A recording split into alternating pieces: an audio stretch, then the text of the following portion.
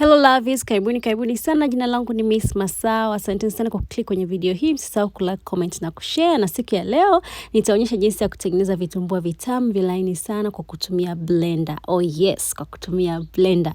Na hivi vitumbua ni vitumbua vya nazi na ni vitamu sana, especially kwa huu mwezi wa Ramadhani. Vitasaidia sana na unaweza ukaviandaa prior to muda wa kufuturu. Asanteni sana kama umeclick kwenye video hii. Naomba angalia mwanzo mpaka mwisho ili uweze kujua tips and tricks on how to make these vitumbuas.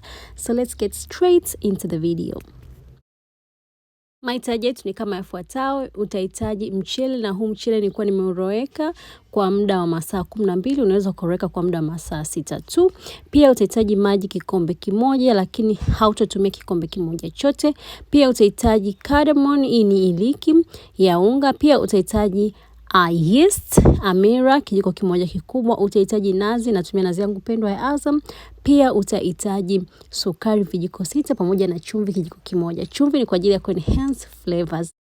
Utakachokifanya cha kwanza ni utachukua mchele wako, utaweka katika blender yako, then utaweka vitu vyote ambavyo vinafuatia ambavyo ulibakia navyo, kuanzia Amira, kuna sukari yako pamoja na chumvi, kuna hiyo iliki yako, alafu utaweka nazi yako. Kama nazi ni ya tui, sasa utatumia tu nazi. Kama nazi hautatumia maji. Lakini kama nazi yako ni kama hizi za kwangu za pakti, utaweka nazi yako, then utaweka maji kikombe nusu, usiweke kikombe kizima. Kwa sababu hii mixture hutaki iwe nyepesi sana na hutaki iwe nzito sana. Baada ya hapo sasa tutablend, na tutablend mpaka pale ambapo tutaona hii mixture yetu imekuwa laini kabisa ili tuweze kupata vitumbua vilaini.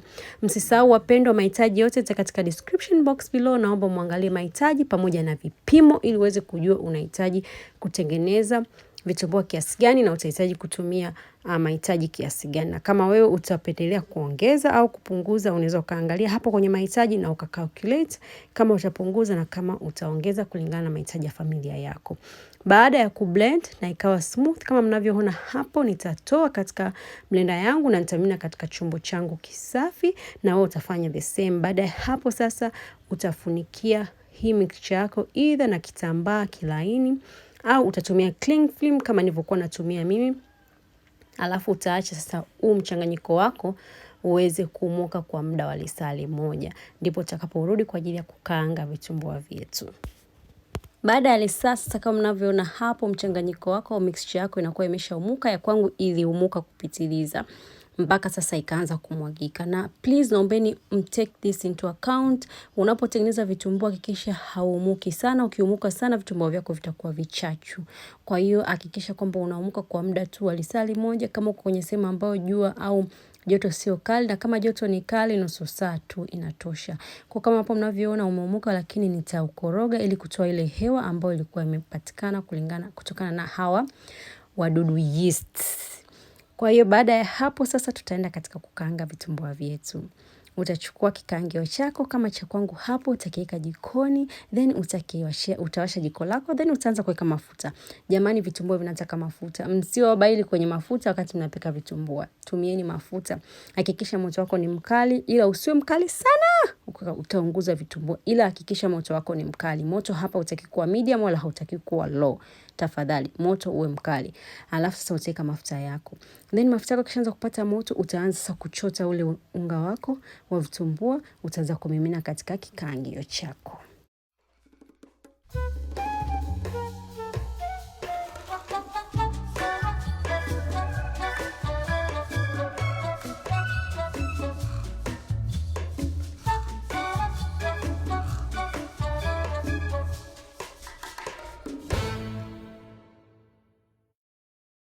Baada ya dakika 2-3 utageuza vitumbua vyako. Mimi nimetumia kijiko kugeuza. Hii ni very tricky. Kama hauwezi, please naomba utumie ile mbao ambayo tunatumia katika kutengenezea mishikaki, kuchomea mishikaki. Utatumia ile. Na kila baada kuitumia utaifuta na toothpick au kitambaa ili iweze kuwa safi, ili iweze kugeuzia kitumbua kingine. Kama unavyoona it's very tricky kugeuza na kijiko. Kwa hiyo naomba please utumie ile mbao. Utageuza vitumbua vyako pale ambapo unapoona sasa kwamba vimeshaanza kushika vizuri chini, then utaviongezea mafuta kidogo. Kwa kila baada ya muda utakuwa unakuja unaviangalia, unavipindua, unaongeza mafuta, unageuza. Baada kama dakika 5 utaona sasa vitumbua vyako vinaanza kuiva, vinabadilika rangi. Lakini kama unaanza mara ya kwanza kupika vitumbua, hakikisha unatumia kile kijiti chako kukiingiza ndani ya kitumbua. Kijiti chako kikitoka kikiwa kisafi, ndipo utakapojua kwamba kitumbua chako kimeiva. Kama kijiti chako kikitoka kikiwa kina uchafu, inamaanisha ni rojo rojo lile bado, inamaanisha kitumbua chako bado. Kwa hiyo ukiendelea kukipika. Sasa tutaendelea kuvimove pale ambapo umetoa. Kama ndo kuna moto utapeleka kitumbua kingine ili kiweze kuiva pale. Na mafuta, please mweke mafuta, msivibanie mafuta. Na ukitoa vitumbua vyako kisha unaweka katika sehemu ambayo vinaweza vikachuja mafuta. Kama utatumia kitambaa ama utatumia labda tuseme tissue ama chombo ambacho kinavujisha mafuta, ili mafuta yasibaki katika vitumbua. Kwa msisahau kuflip, msisahau kuweka mafuta, msisahau kwamba moto wako uwe tu mkali lakini usiwe mkali sana.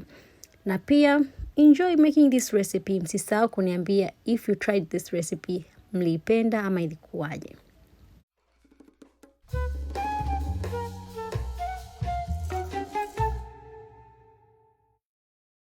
Na baada ya kutoa vitumbua vyako utaendelea na the same procedure mpaka pale ambapo unga wako wote utakuwa umeisha. Asanteni sana kuangalia video hii wapendwa. Msisahau kucomment, kulike na kushare.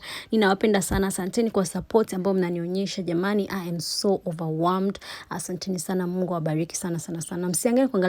Msisahau kuangalia video zangu zote. Yaani mpaka nasahau maneno naanza kuchanganya. Msisahau kuangalia video zangu zote. Pia msisahau kunifollow Instagram, natumia jina the same name, Miss Masao pale Instagram, na post reels almost each and every day. Pale mtapata short recipes, na pia msisahau kuangalia video zangu zote huko nyuma. Nina video nyingi sana, naombeni muangalie huko nyuma.